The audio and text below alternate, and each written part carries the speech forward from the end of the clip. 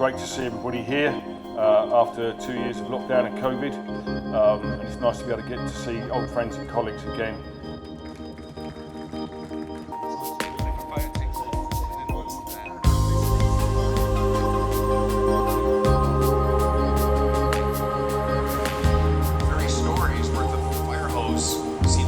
Doesn't it? If we all jump to the lifeboats, is that okay?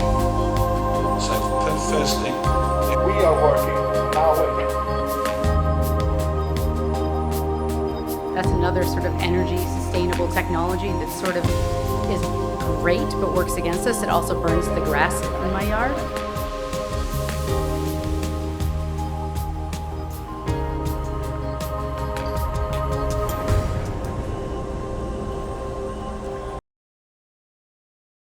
Morning.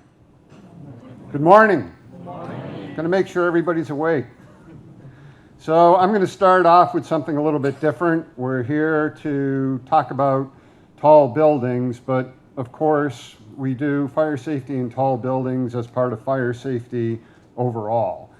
And we haven't had a significant focus on fire safety from a global perspective really before. And we think it's time to have an actual decade of action for fire safety that we can encourage countries, jurisdictions, NGOs, private sector to get behind and help us tackle some of the big fire challenges of the day, not only in the developed world, but as Russ was talking about, in a lot of these emerging economies where cities are growing very fast. You have a lot of informal construction with the formal construction, and we have a lot of challenges to deal with.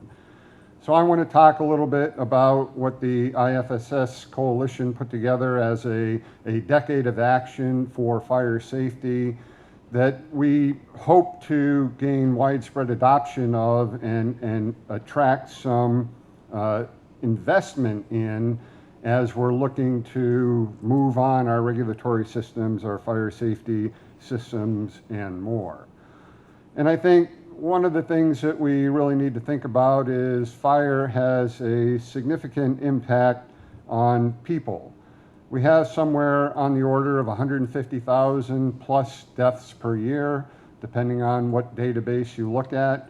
And of course, we don't have good databases, so we don't really know the full extent of the problem. We have tens of thousands of people displaced every year, often when we're talking about informal settlements. You could have 10 or 15,000 people have their whole community wiped out and people have to be relocated. And we have, 7 million or more fire-related injuries. So the magnitude of the problem for people is enormous. And if you look at some of the data around the world, and this will be a little bit difficult to see, but near the top where we have more of the high-income countries, the loss rates are not significant. But when you start to look at more of the low, middle-income countries, the death rates per 100,000 of population is significant. And it's good that we can look at our own countries and say, we're making good progress, we're in good shape, but that's not 100% the case. We have the fires, we have the tragic Grenfell Tower fire, Notre Dame fire, we have industrial fires in countries of all economic incomes, and these are impacts on our society. So it really is a global problem that we need to deal with and come up with fire safety strategies. And this loss of property, this loss of heritage, and the actual cost to society is enormous. And so if we're not able to mitigate those fires in some way, one could say the cost to society is unsustainable.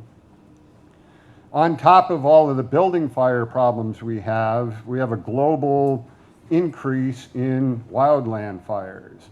And you have the problem here around the Mediterranean, and particularly in Europe, We have a terrible time with wildland fires in North America, in the West Coast.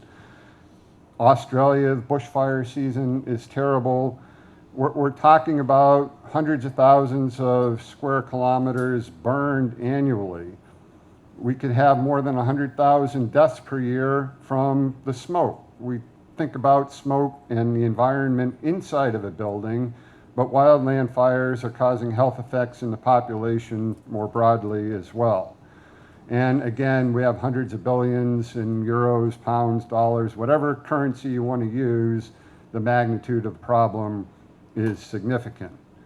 And here's to the point that Russ was making. We have rapidly urbanizing and vertically growing environments in low and middle income countries. People are moving in from the countries because that's where the jobs are, but you have this problem that there's only so much formal construction, and so there's informal construction mixed in with the formal construction in those cities, which presents not only a life safety challenge to the people, but a significant firefighting challenge, especially when you're getting in places where you don't have the firefighting infrastructure and resource.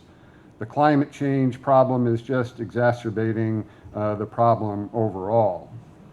And so if we think about what we can do on a global basis, there's a lot of organizations that work internationally, the UN, the World Bank, others that are trying to help, particularly in low and middle income countries, but also all of us in the US, UK, and elsewhere have a job to do.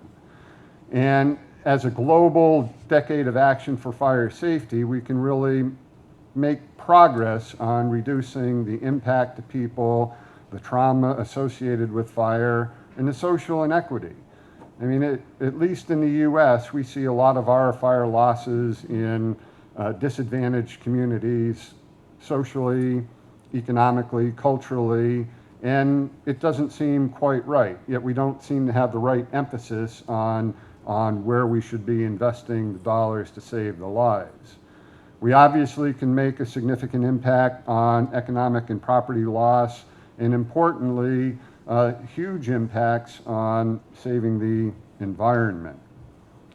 So we're not starting any of this from a blank sheet of paper. We know there's a lot of very interesting and useful initiatives that have been proven to work. We take advantage of many of them today. Training and education, not just for people in engineering and architecture, but people in the public. You know, understand what the fire risks are, put in evacuation plans, really understand how you can take charge of the problem, and also when you run into a fire situation, how do you deal with it? We can do more with safe consumer appliances. Japan, for example, reduced their fire rate significantly when they instituted stoves in kitchens that had automatic burner shutoffs, and when they switched from portable heating devices to heat pumps, right? So just a change in appliances significantly reduced their fire losses. We can do a lot better with our regulatory structure, and especially in countries that don't have a robust system, we can bring in, for example, the IFSS principles and other concepts. And I personally do work with the World Bank, and we do building regulatory reviews for a lot of low and middle income countries and trying to bring in the fundamental concepts. We don't need all the bells and whistles, but you need to have the basics of what fire safety and defense in depth is all about. And that can be really important. And I think I would like to challenge people to really think about creating sustainable and fire resilient built environment. We have a big push for building sustainability. That's why we're insulating all of our buildings. We're integrating photovoltaics. We're using double skin facades and natural ventilation. All of those things can present challenges from a fire safety perspective, but they're also opportunities if we're in at the front end to actually do something about them. I think we also know quite a bit that enforcement is important, both through regulation, but also through private sector opportunities through the insurance industry and others. And I think one thing that we really have to push, I think, is fire safety management in buildings. And this is a particular talking point for me, I guess, but I don't think fire safety engineers who only develop a strategy for a building and don't carry through to understand the systems that are in the building or how that building is going to be managed in practice have completed their job. Because if you're not designing for the building that's going to be in use, you don't know that the strategy you've developed is actually appropriate. And so I think we have to bring all of these ideas that we have together into a comprehensive plan that we can get support behind and bring appropriate measures and appropriate support to different countries around the world that actually have different levels of needs in the different areas. So why should we have a decade of action? You know, is that just a bunch of words? Well, it can be if nobody gets behind it. But the UN, for example, has endorsed a decade of action for road safety, which was very effective. Countries signed up, they set up metrics for looking at how they can do things from adding more signage, doing more education, and road deaths were reduced globally, especially in developing economies. So why can't we do the same thing for fire? We can do fire safety education campaigns in any country at any level of income, and you target those messages, you target action with the regulatory environment, you target actions with the private sector to get people involved. I think what we want to do is really encourage NGOs, private sector, and others to have a culture shift to thinking about fire safety, right? Because if you're not going to really think about safety as an important aspect of buildings, you're not going to get anybody to change. So a big part of this is how do we develop a safety culture that we're looking at fire is not just an event that occurs, you know, one every 100 years or whatever metric you want to use, but is something that could happen today. And what am I going to do right now if the smoke alarm goes off? Where am I going to go? It's a reality. And we need to have people thinking about that, and we need to, you know, promote the ideas of what a culture shift can actually achieve. The other thing about a decade of action is that you can put actual timelines, actions to meet, and measurable metrics that can be implemented by jurisdictions, by the private sector, by NGOs and others. And we'll get into those a little bit later, but for example, adopting the IFSS principles, putting in public service messaging. You can have a nice list of actions that a country, a jurisdiction can use to see if we're making progress on fire safety. We can think of, you know, giving an opportunity to, we use the word donors, but, you know, benefactors, entities like the World Bank and others who are going into a country to do risk mitigation anyway, which is mostly natural hazard, but why not bring fire into it at the same time? Anything you're doing to the building regulatory system in a low and middle income country to help with natural hazard reduction, you can deal with fire safety as well. And for a lot of the discussion today, even if you're in a high income country and we're dealing with high-rise fire safety and the challenges that we have, how do we put thought into integrated fire safety design, sustainable and fire resilient construction, safe operation for the people, the whole safety culture aspect as well. So there's really a lot of motivations for why it makes sense to have a dedicated decade of action that we could get behind and focus on.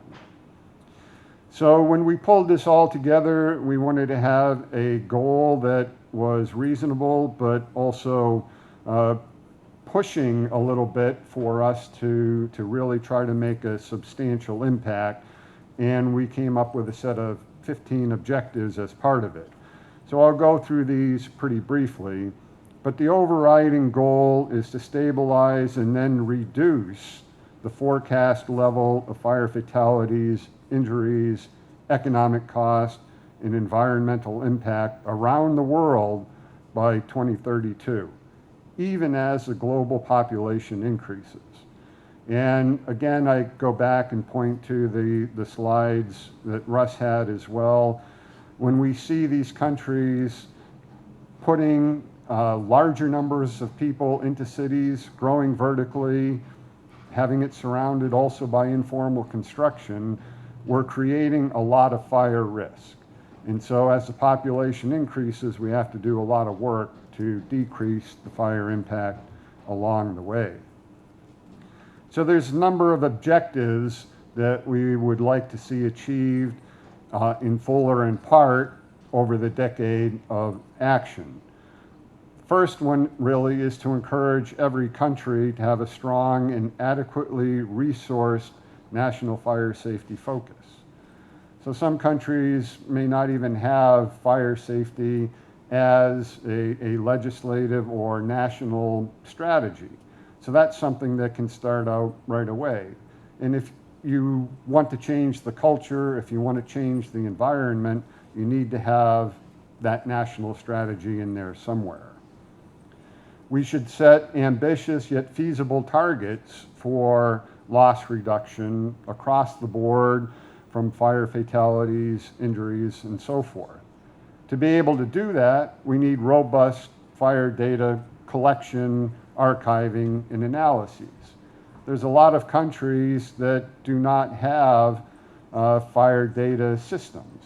So we don't have the incident data, we don't have the response data, we don't have the metrics we need.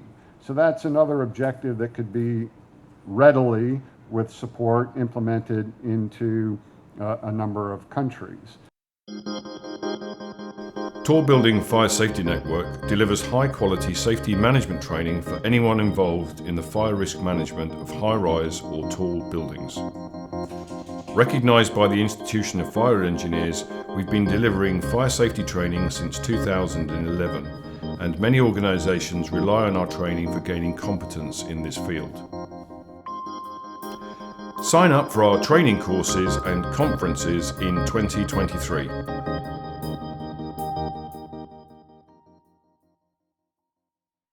And of course, we want to be able to monitor progress. So we want a set of actionable items that we can monitor along the way to determine progress. The other thing is, of course, this will not happen without resource. So if we get a decade of action with global support, that allows us to have in-depth discussions with the UN, with the World Bank, with the International Monetary Fund and others, and think about how do we get money to help developing countries, but also talking about, again, here in developed countries, how do we advance our regulations, how do we advance our fire safety engineering, our fire services, our infrastructure, and so forth. Public service messaging is important, and this is really important that one message does not fit all. We have to think about the social and cultural norms. We have to fit those messaging to the people. We have to understand the vulnerabilities and work within the environment. What you do in a high-rise building in London might be different than what you'll do in a high-rise building in Africa, which might be different than what you do in an informal settlement in Brazil. It's all contextual to the problem, but we're aimed really at getting the right information. There's no reason why we couldn't look at efforts to get more fire-safe appliances, right? If we're having losses still in countries because of poor electrical heating appliances, open flame cooking and heating devices, all of these other factors, that could be an area of significant impact. We also, and we'll talk more about this from other speakers this week, fire-safe materials, fire-resistant materials in buildings. You know, we have to use what we have intelligently. We have to make sure our installations are appropriate. We have to make sure if we're using compartmentation, our barriers are working, our fire doors are appropriate, and we're designing appropriate systems within the context of the environment within which you're working. I think we really need to think about this concept of sustainability and resilience. We have to make sure that we're not developing technologies that help in one sector, for example, energy sustainability, that are creating fire risks. The fire community needs to be part of discussions early on, from product development through design of the building, through operation of the building. And I think we have to do a lot to increase the management infrastructure within our buildings and facilities. This is part of changing that safety culture to a point where we can be much more sure about once the building is designed, it'll actually be maintained and operated to meet the objectives that the design was laid out to.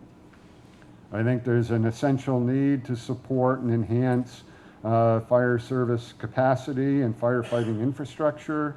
There's a lot of countries around the world that, you know, lack the water infrastructure, lack the apparatus for the fire service, you know, even lack the personnel that is necessary to support and provide fire safety in communities. When we're talking about wildland fire risk and others, it's not just continue to build in the wildland without thinking about how the community works, but to make it more resilient. And as we go through, we need to keep modifying and updating the regulatory infrastructure so that it's actually delivering on objectives without making it so complicated that people are finding a way around it.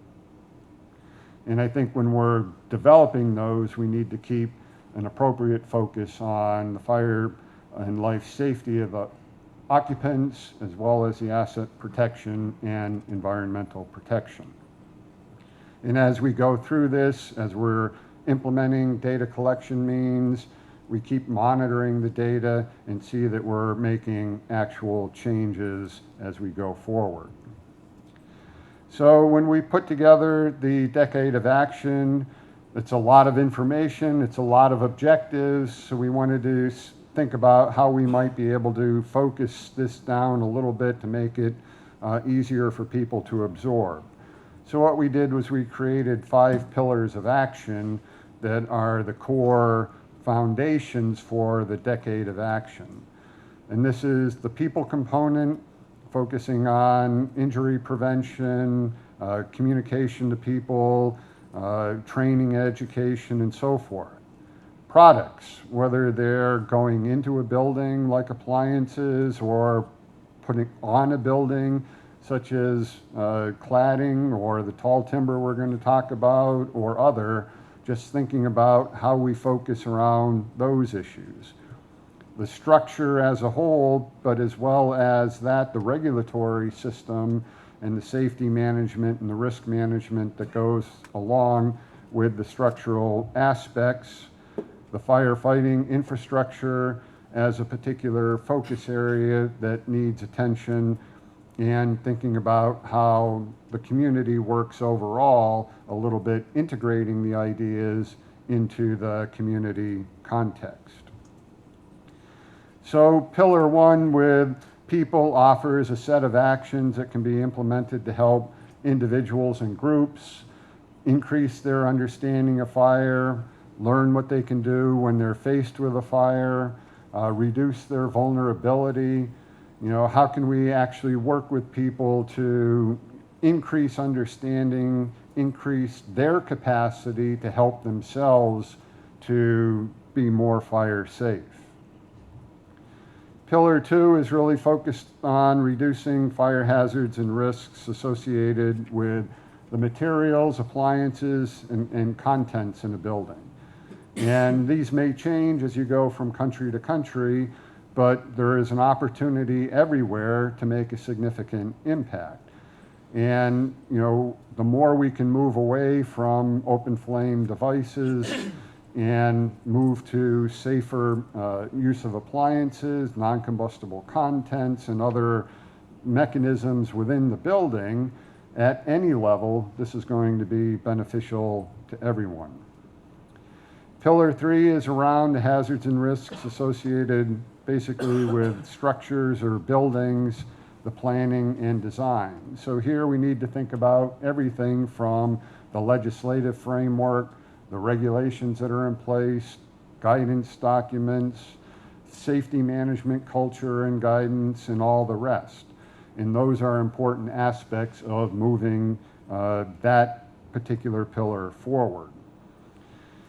Fire service and fire service infrastructure, these needs will vary from jurisdiction to jurisdiction, but in some of the low and middle income countries, again, they lack the basic resource to get going. In other countries, they may be able to focus on different aspects for better response, reducing response time, more appropriate staffing, and so forth. And finally, the pillar 5 is looking at the community level, and this is a concept of integrating everything together, but also looking at how the community operates with its infrastructure, with its social networks, and really trying to make everything at the community level be safe. So we didn't want to just come up with the global plan without indicating some representative resources. Of course, the IFSS Common Principles document is there. There's a number of standards and guidelines in use around the world that can be helpful. We want to make people understand that we're not starting from a blank sheet of paper. You know, there's a lot of knowledge there. It's just how do we get that knowledge into the right format, into the right locations to actually make a difference. And we can create a number of indicators, and we put some 40 indicators in the Decade of Action Plan, which is available for download, so you can have a look at that. And it can be a wide range of issues, from just looking at how many countries have actually implemented a lead agency responsible for fire safety. Have they put in a national strategy for fire safety? Have they implemented a fire data collection plan? You know, what's their plan for resourcing of the fire service? How are they dealing with messaging to the population? These are all items that can be set as targets over the decade and measured to see progress both within a jurisdiction but also aggregated at a global basis. And I think it's important to say that we're not doing this in the fire safety community in isolation. You know, the goals within the Decade of Action match really well with the UN Sustainable Development Goals, right? You can't get a sustainable society and economy if the buildings are burning down and the people are dying in fires. If you're looking at impacts from climate, you have to understand that wildland fire is part of that as well.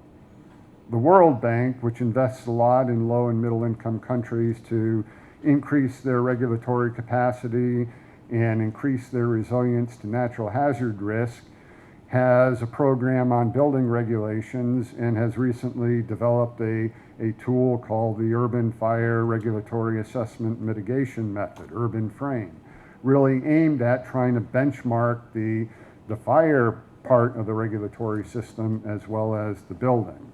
And of course, the International Fire Safety Standards Coalition and its efforts to move forward. So we set a target funding goal of a relatively small amount for a Decade of Action, $500 million, right? So that's pocket change to top 1% globally. So maybe we can get some donations from them. But the idea is to not set a target so high that we won't attract funding, but put a level in there that is achievable when we start to look at all of these different actors and sponsors that could come into play. So where are we at? The Decade of Action is currently supported and endorsed by the 80 plus members of the International Fire Safety Standards Coalition. There's been already a marketing campaign started to talk about the Decade of Action and to collect support around the world. We've established a committee to focus on actions forward and some of the actions that we're dealing with. Gary is the chair, I'm the vice chair of that. We've set up subcommittees, each one for each of the 5 pillars, to try to put together more targeted actions and think about what we can actually achieve over the decade and to reach out to more people to participate. Our immediate focal areas really for the next year is awareness, endorsement, and adoption, right? So nobody's going to adopt the Decade of Action if they don't know about it. So we have to make people aware of it. We need to seek their endorsement and then actually buy into the principles and try to incorporate these ideas to make real change wherever you are.